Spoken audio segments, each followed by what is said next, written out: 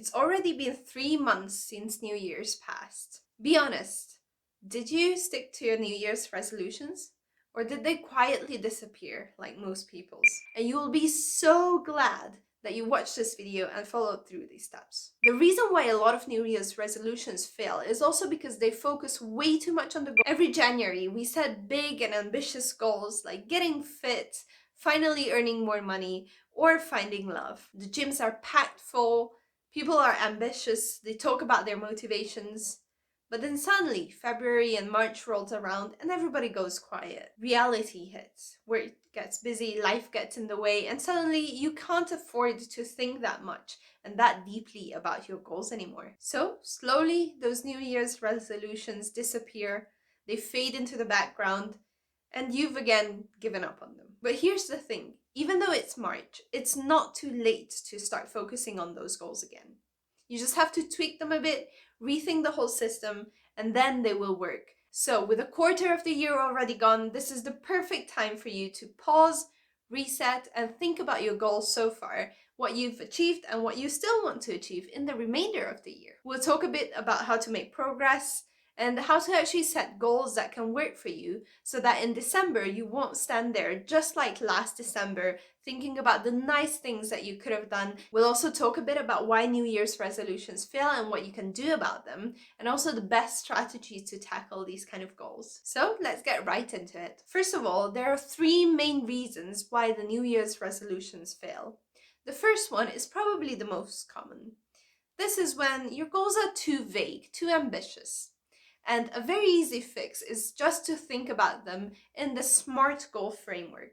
So what you want to do instead of setting very vague goals like I want to get fit or I want to learn a language, instead of that, think about the SMART framework. So going bit by bit, specific, you want to define exactly what you want. So instead of just I want to get fit this year, maybe say, I want to be able to squat 50 kilos. Similarly, it needs to be something that is measurable. So you need to be able to track progress. So for example, in this case, being able to squat 50 kilos is very measurable. You know how close you are to the goal. So setting these measurable goals will also help you see how much you've progressed, whether you need to speed things up or whether the current pace is fine. A SMART goal also needs to be achievable.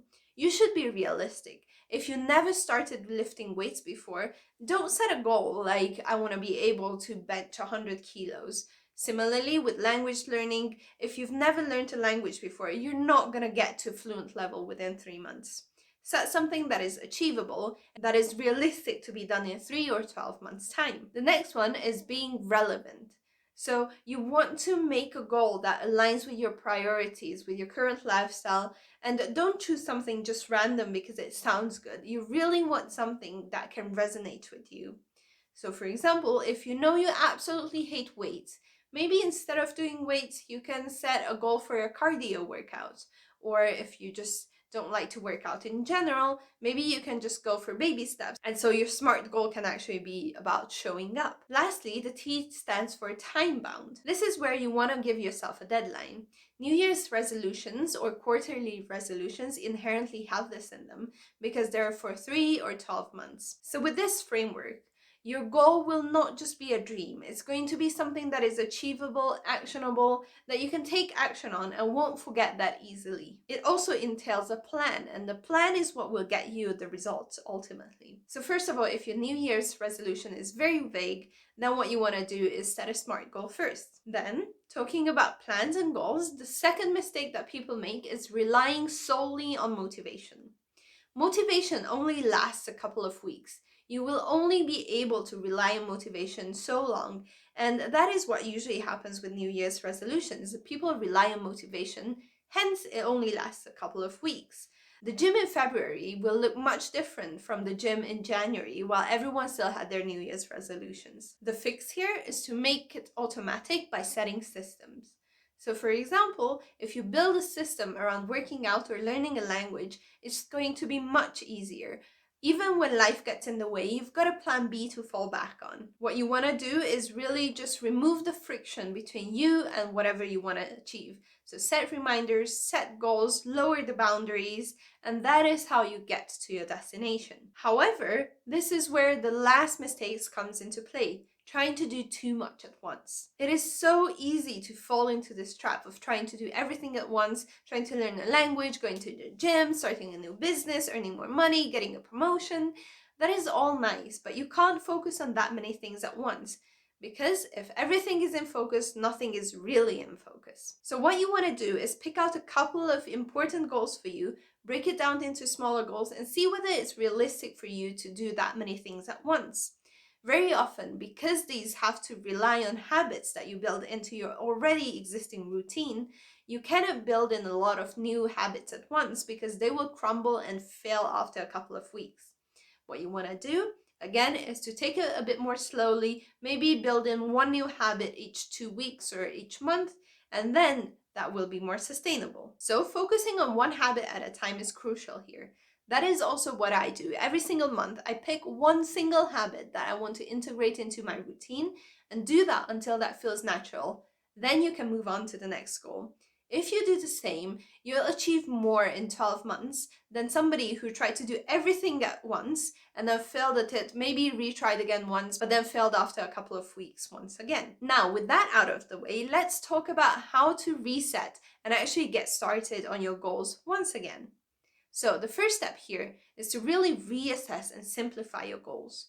Maybe at the beginning of the year you set 10 different goals, but you really have to sit down and think about what exactly is important to you and what your priority list looks like. You gotta rank those and see what you want to do first and what second and so on. So you need to ask yourself whether some of those goals are still relevant to you or whether they're still important. Maybe they were still like nice to haves, but it's not something that you really wanted to focus on in the first place, but it sounded nice, so you put it in your New Year's resolution list. Thinking about whether a goal fits into your lifestyle is also crucial. For example, for me, I would not be able to actually go to the gym every single day or at least 5 days a week, but I can work out from home, and that is a goal that I set for myself.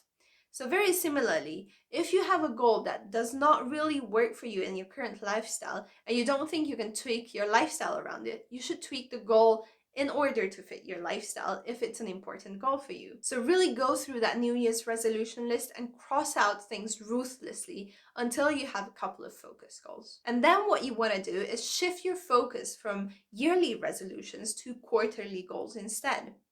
This is what we also do in project management very often, where we break the year down into 4 quarters and see what needs to be achieved in each quarter.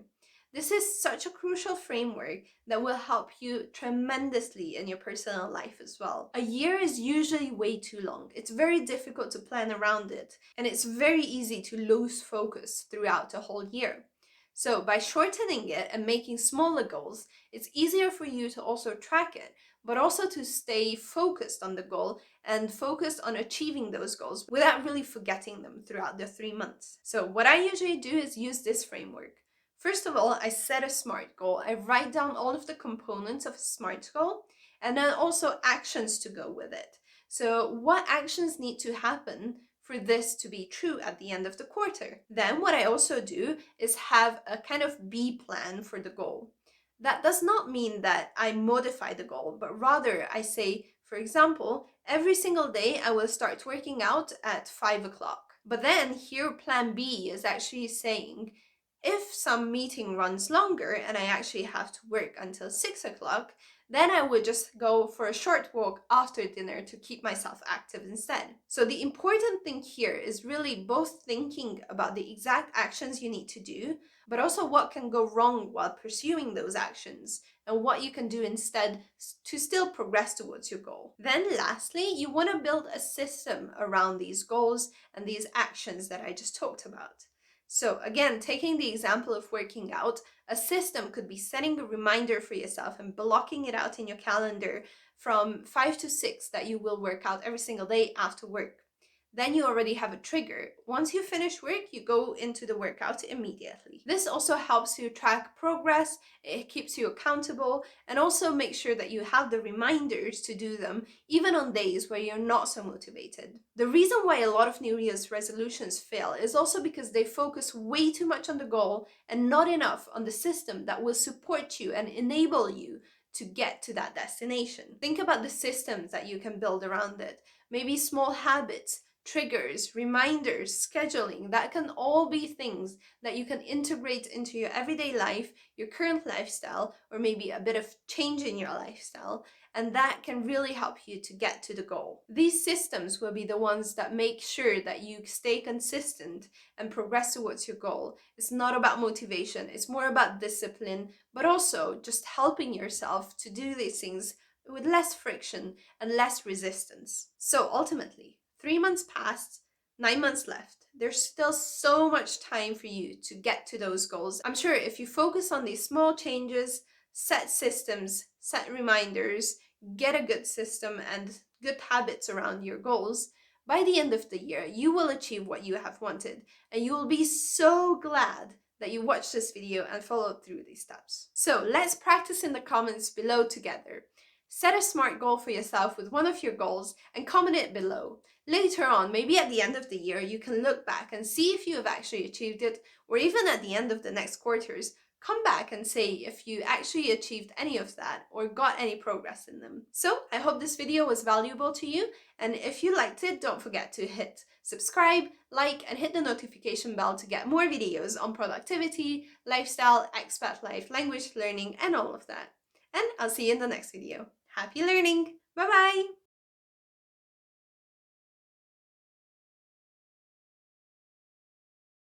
And you will be so glad that you watched this video and followed through these steps. The reason why a lot of New Year's resolutions fail is also because they focus way too much on the goal